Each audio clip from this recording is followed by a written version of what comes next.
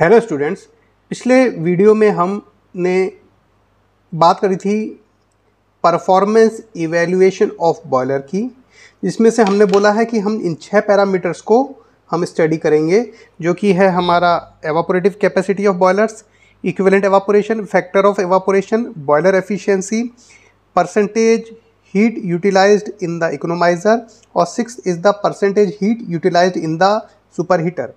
तो evaporative capacity of boilers को हमने स्टडी कर लिया था और आज हम इक्विवेलेंट एवापोरेशन के बारे में थोड़ा पढ़ेंगे। साथ ही साथ हम फैक्टर ऑफ एवापोरेशन और बॉयलर एफिशिएंसी भी पढ़ेंगे। एवापोरेटिव कैपेसिटी ऑफ बॉयलर्स को हम हल्का सा समरी में इसको रिवाइज कर लेते हैं। हमने कहा था एवापोरेटिव कैपेसिटी ऑफ बॉयलर्स के बारे में, कितनी स्टीम प्रोड्यूस हो रही है, the amount of steam produced by a boiler under full load conditions is its evaporative capacity। और हमने 4 तरीके से इसको डिफाइन किया था। और उसके पहले हमने एक और चीज़ का बारे में डिस्कशन किया था, वो था कि मास of fuel burned per our, जिसको हम m.f से डिनोट करेंगे, कितना फ्यूल जला मास में 1 घंटे में। Mass of fuel burned divided by time period in hours, kg पर आवर, 1 घंटे में कितना फ्यूल जला, वो हमारा मास of fuel burned per our यानी m.f है।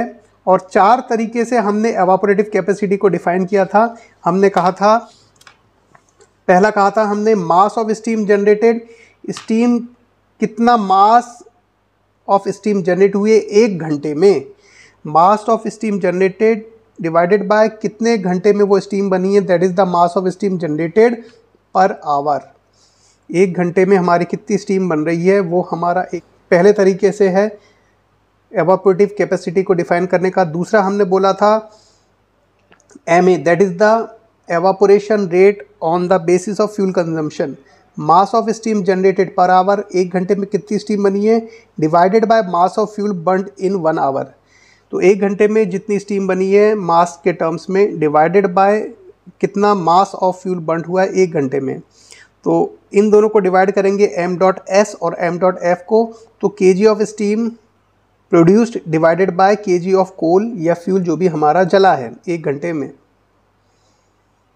यानी kg ऑफ स्टीम कितनी बनी है पर kg ऑफ कोल में, 1 किलो कोल या फ्यूल जलने पे हमारी कितनी स्टीम बनी है। तो यहाँ पर आवर से आवर कैंसिल हो जाता है, तो kg of steam generated per kg of fuel burned. ये दूसरा तरीका था।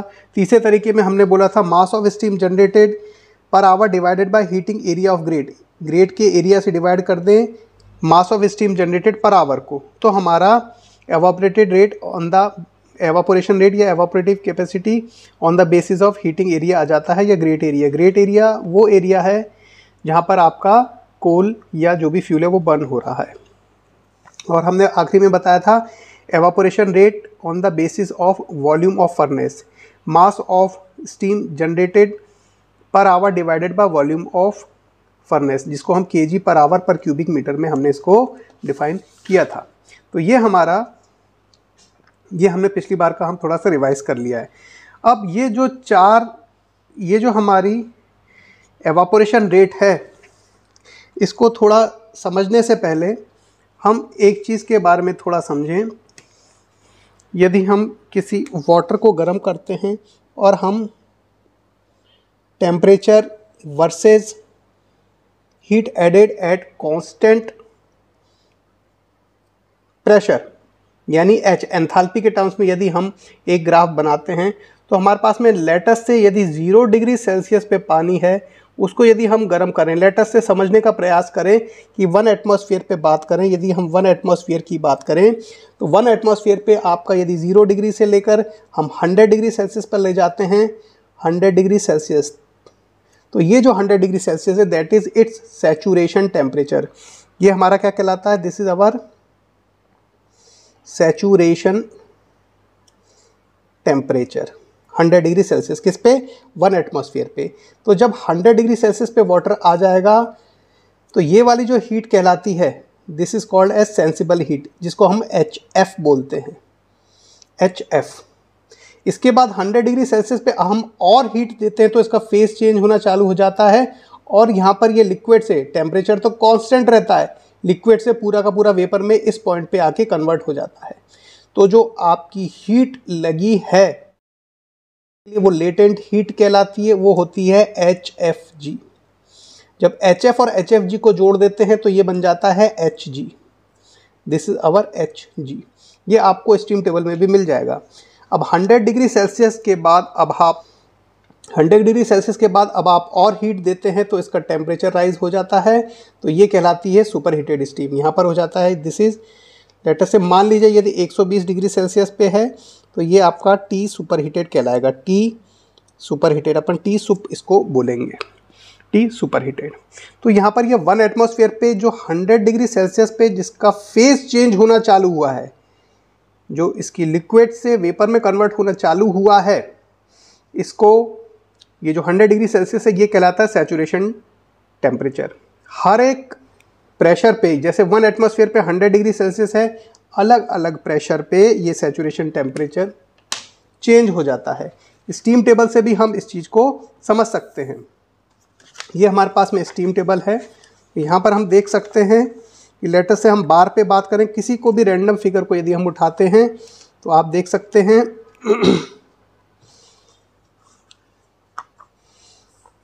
ये आपका प्रेशर बेस का है जो कि आपके SI यूनिट्स में है। प्रेशर बेस्ड वाली ये आपकी properties of saturated steam pressure base है। तो यहाँ पर आप देखिए ये आपका प्रेशर है और ये टेम्परेचर है। और आप यदि आगे बढ़ें और 1 एटमॉस्फेयर पे पहुँच जाएं तो ये आपकी 1 एटमॉस्फेयर की वैल्यू है, दैट इज़ 1.01325 बार। इस पे 100.15 इसका सैचुरेशन टेम्परेचर है।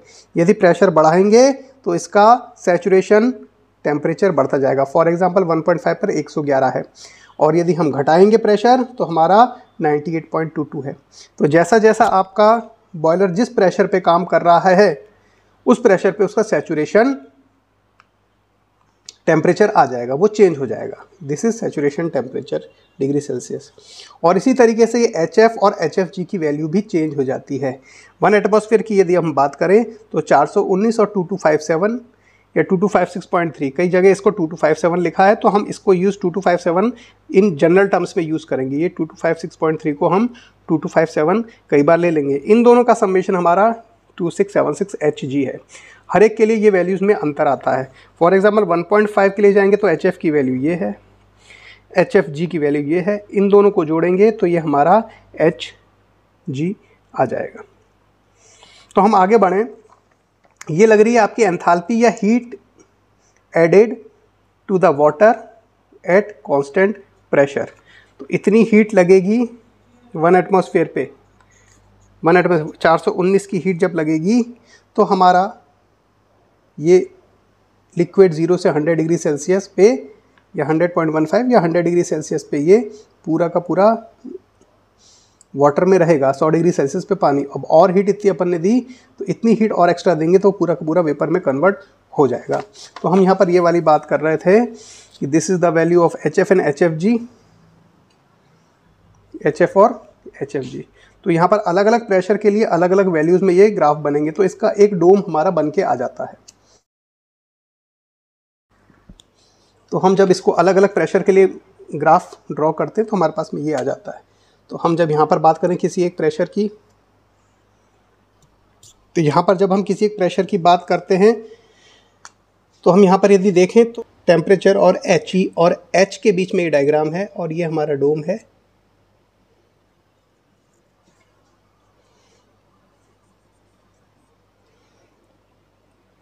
ये हमारा डोम है। तो यहाँ से हमारा जब किसी भी प्रेशर की बात करें तो प्रेशर की लाइन ऐसे बनती हैं।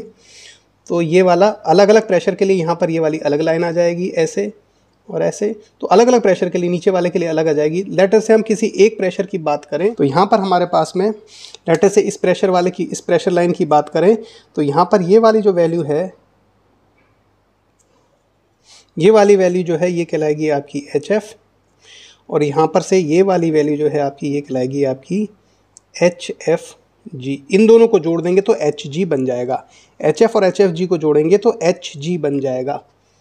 हम बोल सकते हैं यदि हम HF और HFG को जोड़ेंगे तो वो हमारी HG बन जाती है। HF और HFG को जोड़ेंगे तो वो HG बन जाता है। HF प्लस HFG को जोड़ते हैं तो वो हमारा HG बन जाता है। तो यहाँ पर हम देखें, ये हमारे पास में जो डोम है, तो यहाँ पर अब देखें आप इस ग्राफ में यदि आप ध्यान से देखें तो ये जो डोम बना है इसके इस तरफ पूरा लिक्विड है, इधर पूरे वाले इस डोम के अंदर में हमारा लिक्विड प्लस वेपर है और यहाँ पर पूरा का पूरा वेपर में कन्वर्ट हो जाता है। तो स्टीम जो है आपकी जब किसी बॉयलर से पास होती है, जब किसी बॉयलर से पास होगी तो हो सकता है वो, जैसे मान लीजिए आपके पास में ये वाटर हमने इसको सप्लाई किया है, वाटर को सप्लाई किया है, तो हो सकता है इसमें 3 कंडीशन हो सकती है। या तो वो जब कोल जलेगा, कोल जलने के बाद में जो स्टीम निकलेगी या तो वो होगी वेट स्टीम, या हो सकता है वो हो dry saturated steam, dry and saturated steam, या हो सकता है वो सुपर हीटेड स्टीम हो, वो हो सकता है सुपर हीटेड स्टीम हो। तो इन 3 कंडीशन पे हमारी स्टीम हो सकती है जब वो बॉयलर के से हीट लेके बाहर निकलती है। तो यहाँ पर हमारे पास में यदि वो स्टीम जो निकली है सेकंड कंडीशन पे, लेटर से जो स्टीम गर्म होने के बाद में ये जो डायग्राम बना है यहाँ से आपकी एंट्री हुई है लेटर से, और यहाँ पर हो सकता है 3 कंडीशन हो सकती है। पहली कि वो यहाँ पर वेट स्टीम हो, यहाँ पर यदि ये वाला पॉइंट मैं देखूँ, लेटर से ये पॉइंट A है, ये पॉइंट B है और ये पॉइंट C है, तो B कहलाता है आपका dry saturated steam, A point ये जो वाला पॉइंट है ये कहलाएगा आपका वेट स्टीम का, और ये वाला जो पॉइंट है ये आपका कहलाएगा सुपर हीटेड स्टीम का। तो जब आउटर पर जब हमारे बॉयलर के बाहर स्टीम निकलती है तो H2 3 कंडीशन में हो सकती है। पहली हो सकती है H2 वेट, इसकी वैल्यू होगी हमारी HF2 plus X of HFG2। तो X क्या है आपका, X is the dryness fraction, total 1 kg मास में कितना फ्रैक्शन स्टीम में कन्वर्ट हुआ है, और ये जो H है वो पर केजी में मिलता है। आखिरी में जाके आप मास से इसको मल्टीप्लाई कर दे टोटल मास से, तो स्टीम टेबल के अंदर जो H दिया है, स्मॉल h दिया है, वो पर केजी में होता है। तो जब आपको वेट स्टीम मिल रही है बॉयलर से तो आपका HF2 plus X of HFG2 होगा। तो यहाँ पर आप देखें एंथैल्पी की वैल्यू है ये आपकी केजी, किलो जूल पर केजी में, 1 केजी में। तो यहाँ पर हमारे पास में X भी क्या है, ड्राइनेस फ्रैक्शन। ड्राइनेस फ्रैक्शन कितना परसेंटेज या कितना फ्रैक्शन ड्राई हुआ है, वेपर में कन्वर्ट हुआ है।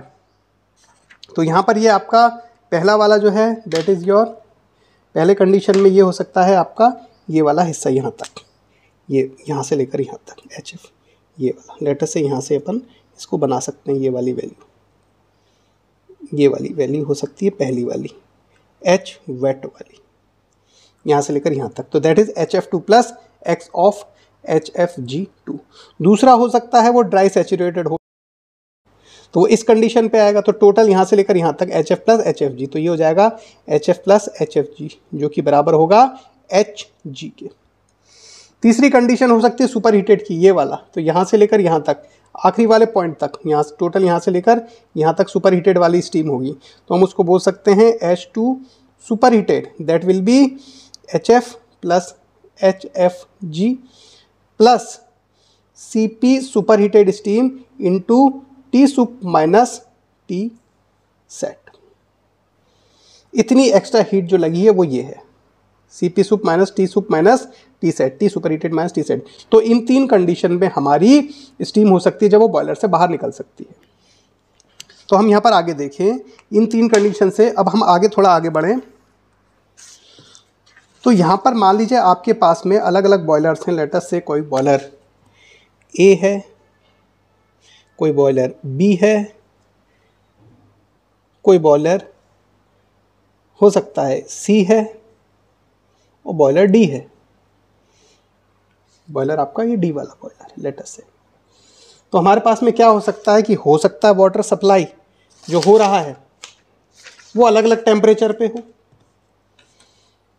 हो सकता है ये 20 डिग्री सेल्सियस पे पानी सप्लाई हो रहा है, हो सकता है ये 25 डिग्री पे हो रहा है, हो सकता है ये 22 डिग्री पे हो रहा है, हो सकता है ये 26 डिग्री पे वाटर सप्लाई हो रहा है इस बॉयलर में। और जो स्टीम निकल रही है हो सकता है वो ड्राई सैचुरेटेड हो सकता है वो वेट हो, या फिर हो सकता है वो सुपर हीटेड हो। कुछ भी हो सकता है, यहाँ से भी कोई सी भी स्टीम निकल सकती है। जो स्टीम मेरी बाहर निकल के आ रही है वो हो सकता है अलग अलग हो सकती है। जिस प्रेशर पे वो काम कर रही है वो अलग अलग हो सकते हैं। हो सकता है ये 80 बार पे काम कर रहा हो सकता है ये 120 बार पे काम कर रहा हो प्रेशर बॉयलर, हो सकता है ये 200 बार पे काम कर रहा हो सकता है ये 180 बार पे काम कर रहा हो। तो अलग अलग प्रेशर पे आपका बॉयलर हो सकता है। साथ ही साथ में इसमें जो फ्यूल दे रहे हैं जिससे हम इसको जला रहे हैं वो अलग अलग हो सकते हैं। हो सकता है इसमें कोल हो सकता है इसमें ऑयल हो सकता है इसमें कोल की दूसरा ग्रेड हो, अलग अलग ग्रेड के कोल हो सकते हैं सब में, और जिनकी कैलोरीफिक वैल्यू अलग अलग होती है। कैलोरीफिक वैल्यू वो वैल्यू है जो हीट लिबरेट करता है फ्यूल जब 1 kg वो जलता है, सॉलिड के केस में, या लिक्विड के केस में भी हम kg के टर्म्स में ही अक्सर लेते हैं। तो 1 kg का फ्यूल जलने पे कितनी हीट लिबरेट करेगा वो उसकी कैलोरीफिक वैल्यू है। कोल की अलग होगी, ऑयल की अलग होगी। तो यहाँ पर फ्यूल भी अलग अलग हो सकता है। तो ये सारे चारों पैरामीटर हमारे अलग अलग हो सकते हैं। तो इस कारण पे हमारा जो एवापोरेटिव कैपेसिटी है वो एक पुख्ता, या कह सकते हो एक तरीके से हम वो उसको पैरामीटर नहीं बोल सकते कि वो पैरामीटर हमारा एक्चुअल में है जो किसी बॉयलर को कंपेयर करे। चारों बॉयलर को यदि कंपेयर करता हूँ, इसकी एवापोरेटिव कैपेसिटी इसकी चारों की अलग अलग आएगी, लेकिन वो तो हर अलग अलग प्रेशर पे काम कर रहे हैं, या उससे जो स्टीम मिल रही है वो अलग अलग तरह की स्टीम मिल रही है, या फ्यूल अलग यूज़ कर रहे हैं, या फीड वाटर अलग है। तो हम कैसे कह सकते हैं कि भाई कौन सा बॉयलर की रेटिंग अच्छी है? तो हमने क्या किया, इसको सिंप्लीफाई करने के लिए हमने एक टर्म लिया जिसको बोलते हैं इक्विवेलेंट एवापोरेशन। तो हमने जो नया टर्म लिया है that is the equivalent evaporation. Equivalent evaporation. अब हम कुछ नहीं कर रहे हैं, हमने बस इतना बोला है इसमें जो हीट लग रही है, इसमें जो हीट लग रही है, और इसमें जो हीट लग रही है, इसमें जितने भी बॉयलर उसमें हीट लग रही है। अब हम ये बोलें कि वो जो हीट लग रही है यदि इस बॉयलर में या किसी भी बॉयलर में 100 डिग्री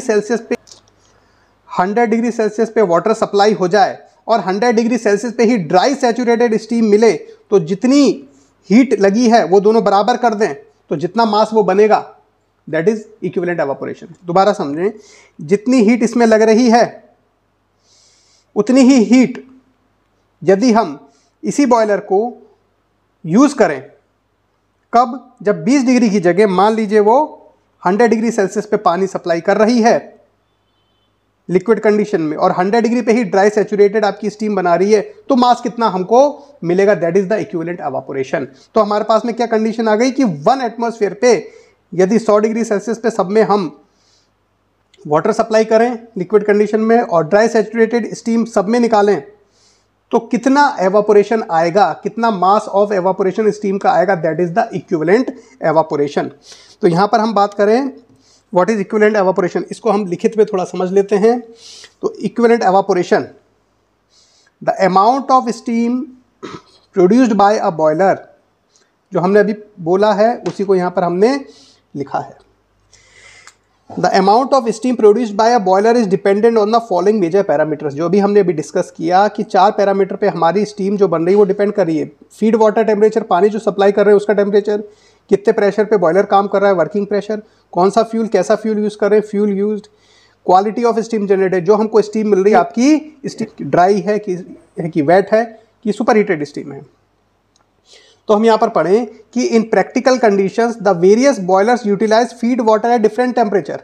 अभी जो हमने किया कि अलग अलग बॉयलर अलग अलग टेम्परेचर पे फीड वाटर को यूज़ करते हैं, अलग अलग डिफरेंट प्रेशर पे यूज़ करते हैं, अलग अलग produce different qualities of steam. In practical condition the various boilers utilise feed water at different temperatures, work at different pressures and produce different qualities of steam. Quality मतलब dry saturated है, wet है या super heated है, वो quality of steam कहलाएगी। As a result, comparing these boilers is only feasible when some standardized parameter are established.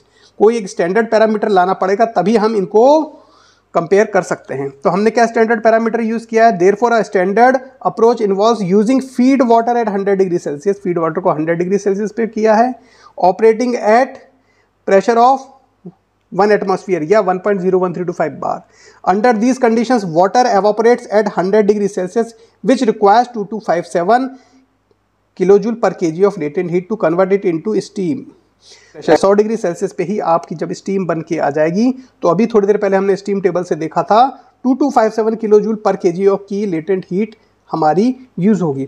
तो अब इसको मैथमेटिकली कैसे हम इसको प्रेजेंट करें, तो हमारे पास में पहले इसकी डेफिनेशन देखेंगे, फिर हम इसको मैथमेटिकली प्रेजेंट कर देंगे। तो हमारे पास में equivalent evaporation is defined as the amount of dry and saturated steam. कितनी स्टीम मुझे मिली है, a boiler could generate from feed water at 100 degree Celsius at normal atmospheric pressure. तो equivalent evaporation is defined as the amount of dry and saturated steam a boiler could generate from feed water at 100 degree Celsius at normal atmospheric pressure.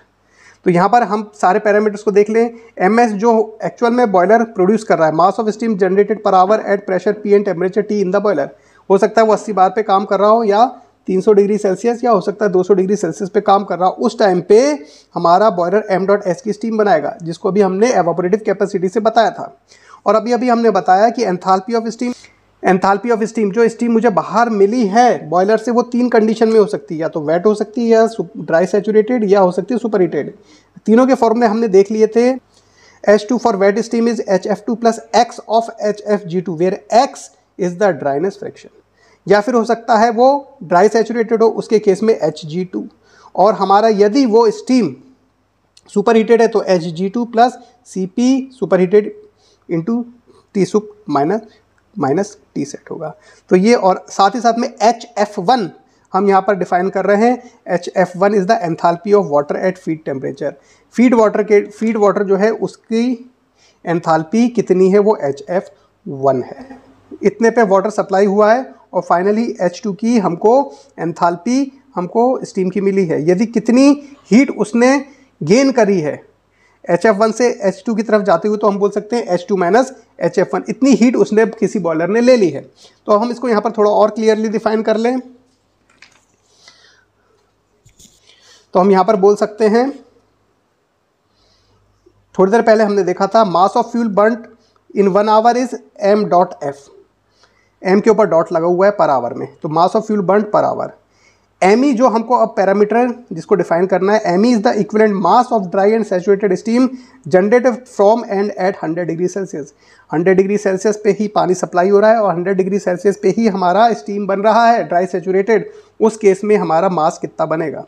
और साथ ही साथ में MA भी हमने define कर लिया था, कितनी स्टीम बन रही है per hour divided by mass of fuel burned per hour, कितना हमारी स्टीम बनी है divided by mass of fuel burned hour. तो मतलब ये हुआ m.s डिवाइडेड बाय m.f, यानी ये क्या है basically, it is the MA, kg of steam generated per kg of fuel burned, जो भी हमने थोड़ी देर पहले डिस्कस किया था। अब यहाँ पर हम बात करें, यहाँ से हम ध्यान दें कि total heat supplied to water in boiler per kg of fuel. तो हमारे पास में कितना आ जाएगा, जो भी हमने थोड़ी देर पहले देखा, H2 माइनस HF1, तो हीट लगी है मेरे बॉयलर में 1 kg सप्लाई करने के लिए। 1 kg यदि मेरी वाटर स्टीम में कन्वर्ट होता है तो H2 माइनस HF1 का मुझे हीट लगेगी, लेकिन क्योंकि मेरे पास पर kg के लिए H2 माइनस HF1 1 kg के लिए होता है, यदि MA quantity of steam generate हो रही है तो मेरे को MA से मल्टीप्लाई करने का। तो ये total heat supply to water to convert it from HF1 to H2 ये आएगा। और H2 तीनों कंडीशन हो सकती हैं, ड्राई सैचुरेटेड हो सकता है, वेट हो सकता है, या सुपर हीटेड हो सकता है। तो ये क्या है, दिस इज द हीट, ये हीट हमारी लगी है MA kg ऑफ स्टीम बनाने में, इतनी हमारी टोटल हीट लगी है, जितना भी मास उसका जनरेट हो रहा है 1 kg फ्यूल बर्न होने पे। इसको हम किसके बराबर कर देंगे, इसको हम बराबर कर देंगे कि यदि वही बॉयलर HFG यानी कि 100 डिग्री सेल्सियस पे ही हीट सप्लाई करके 100 डिग्री सेल्सियस पे ही पानी सप्लाई हो रहा है,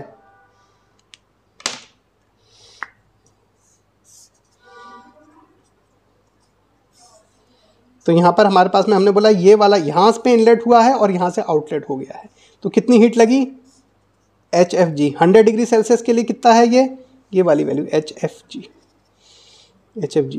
ये कितना है HFG, this is 2257 kilo joule पर kg, किसके लिए 1 एटमॉस्फेयर के लिए। और 1 एटमॉस्फेयर पे टी सैचुरेटेड टेम्परेचर कितना होता है 100 डिग्री सेल्सियस।